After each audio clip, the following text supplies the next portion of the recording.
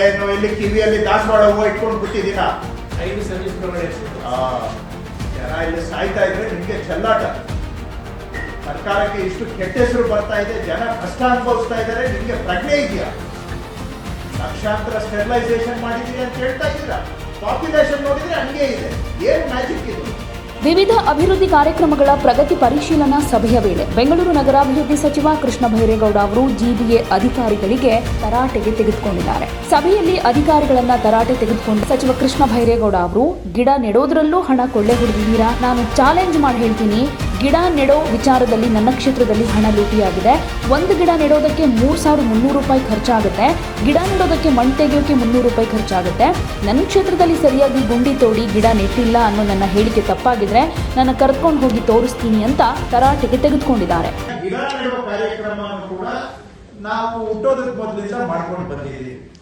ಬಿಎಂಪಿಯಲ್ಲಿ ವರ್ಷಕ್ಕೆ ಎಷ್ಟು ಗಿಡ ನೆಡ್ತೀರಾ? ಬಿಬಿಎಂಪಿ ಇಂದ ಬಿಎಂಪಿ ಆಯ್ತು, ಬಿಬಿಎಂಪಿ ಇಂದ ಈಗ ಜಿಬಿಎ ಆಗಿದೆ.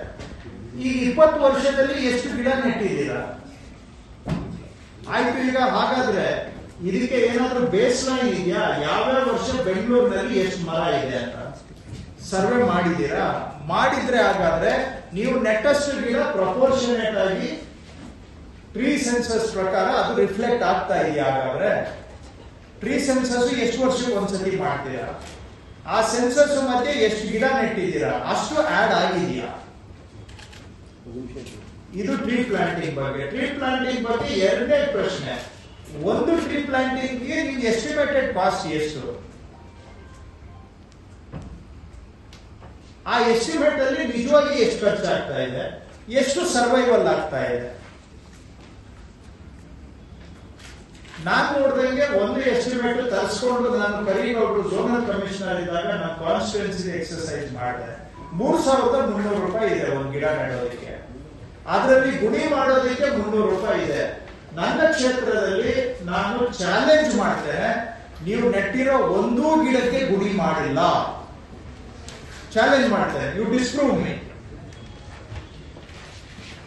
ಎಲ್ಲಾನು ಕೂಡ ಫುಟ್ಪಾತ್ ಅಲ್ಲಿ ಮೀಡಿಯನ್ ಅಲ್ಲಿ ತಗೊಂಡೋಗಿ ಮೇಲೆ ಕೆದಕ್ಬಿಟ್ಟು ಒಳಗೆ ಇಟ್ಟಿದ್ದೀರಿ, ಬಿಟ್ರೆ ಒಂದಕ್ಕೂ ಗುಂಡಿ ಮಾಡಿಲ್ಲ. ಸ್ಟ್ರೇಟ್ ಅವೇ 300 ರೂಪಾಯಿ ನುಂಗಿದ್ದೀರಾ. ನಾವು I make this statement, I invite you to disprove me. ಇಲ್ಲ ಮಾಡಿದೀವಿ ಅಂತ ಬನ್ನಿ ಹೋಗೋಣ, ನಾನು ಕರ್ಕೊಂಡು ಹೋಗಿ ನನ್ನ ತೋರಿಸಿ.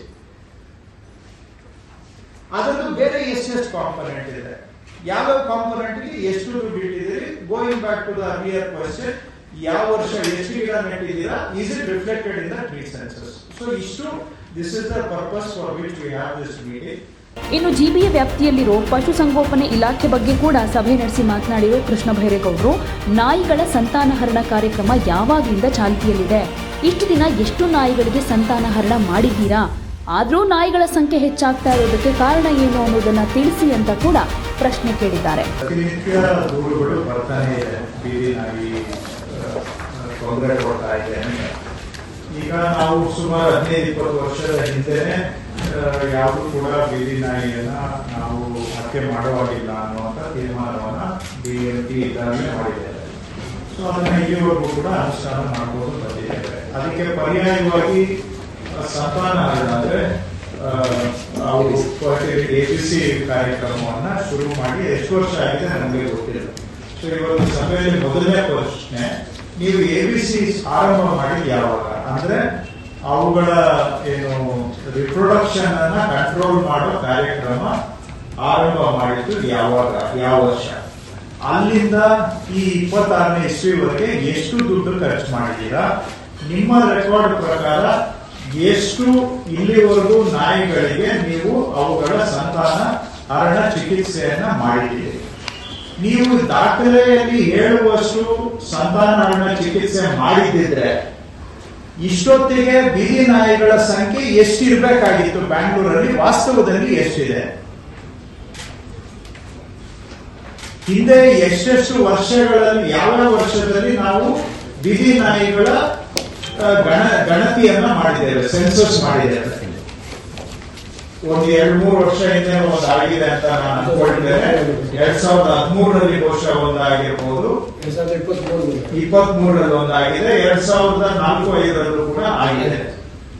ಆ ವರ್ಷಕ್ಕೆ ಕಂಪೇರ್ ಮಾಡಿದ್ರೆ ನೀವು ಎಷ್ಟು ನಾಯಿಗಳಿಗೆ ಟ್ರೀಟ್ಮೆಂಟ್ ಮಾಡಿದ್ದೀರಾ, ಅದು ನೀವು ನಿಜವಾಗೂ ಮಾಡಿದ್ರೆ ಇಷ್ಟೊತ್ತಿಗೆ ಡಾಗ್ ಪಾಪ್ಯುಲೇಷನ್, ಬೀದಿ ನಾಯಿ ಸಂಖ್ಯೆ ಎಷ್ಟಾಗಬೇಕಾಗಿತ್ತು, ದುಡ್ಡು ಎಷ್ಟು ಖರ್ಚಾಗಿದೆ, ಎಷ್ಟಕ್ಕೆ ನೀವು ಸಂತಾನ ಮಾಡಿದ್ದೀರಿ ಅಂತ ಲೆಕ್ಕ ಕೊಟ್ಟಿದ್ದೀರಿ.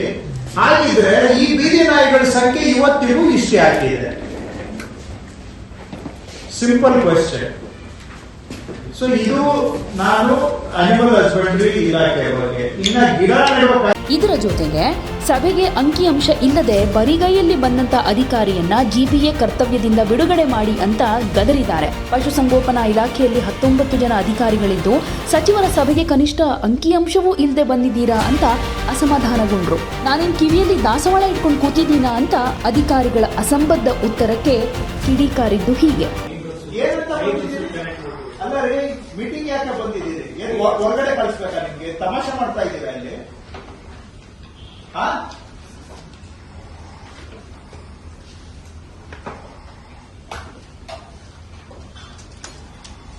ಎಷ್ಟಾಗಿದೆ 5 ವರ್ಷದ ಖರ್ಚು? ಎಷ್ಟು ಜನ ಇದ್ದೀರಿ ನೀವು ಇಲ್ಲಿ ಅನಿಮಲ್ ಹಸ್ಬೆಂಡ್ರಿ ಅವರು? ಒಟ್ಟು ಎಷ್ಟು ಜನ ಇದ್ದೀರಿ? 19 ಜನ ಆಫೀಸರ್ಸ್ ಇಟ್ಕೊಂಡು ಡೇಟಾ ತಗೊಂಡ್ ಬರಕ್ಕಾಗಲ್ಲ ಮೀಟಿಂಗಿಗೆ.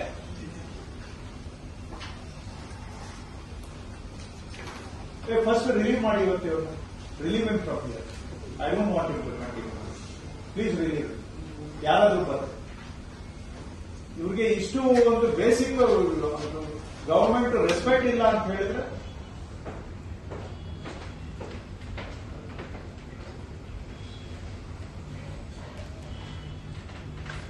ಹೇಳಿ. 5 ವರ್ಷದ data 42.5 crores. You see, that is for 5 years. 25 years? ಇಲ್ಲ, net present value ಅದು ಇವತ್ತಿನದಾದ್ರೆ 200, but actual will be less. 120. ಇವ್ರದ್ದು ಹೆಂಗೆ ಅಂದ್ರೆ, sorry to say this, I again give you the ಹೇಳ್ರಿ. ಏನು ಇಲ್ಲಿ ಕಿವಿಯಲ್ಲಿ ದಾಸವಾಳ ಹೂವು ಇಟ್ಕೊಂಡು ಕೂತಿದ್ದೀನ? 5 ಸರ್ವಿಸ್ ಪ್ರೊವೈಡರ್ಸ್ ಇದೆ. ಕಿವಿಯಲ್ಲಿ ದಾಸವಾಳ ಹೂವು ಕಾಣ್ತಾ ಇದೆ ನಂದು.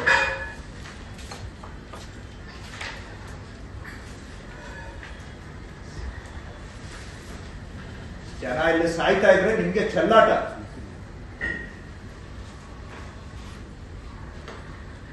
ಸರ್ಕಾರಕ್ಕೆ ಇಷ್ಟು ಕೆಟ್ಟ ಹೆಸರು ಬರ್ತಾ ಇದೆ, ಜನ ಕಷ್ಟ ಅನುಭವಿಸ್ತಾ ಇದ್ದಾರೆ, ನಿಮ್ಗೆ ಪ್ರಜ್ಞೆ ಇದೆಯಾ? ಲಕ್ಷಾಂತರ ಸ್ಟೆರಿಲೈಸೇಷನ್ ಮಾಡಿದೀರಿ ಅಂತ ಹೇಳ್ತಾ ಇದ್ದೀರಾ. ಪಾಪ್ಯುಲೇಷನ್ ನೋಡಿದ್ರೆ ಹಂಗೆ ಇದೆ. ಏನು ಮ್ಯಾಜಿಕ್ ಇದು?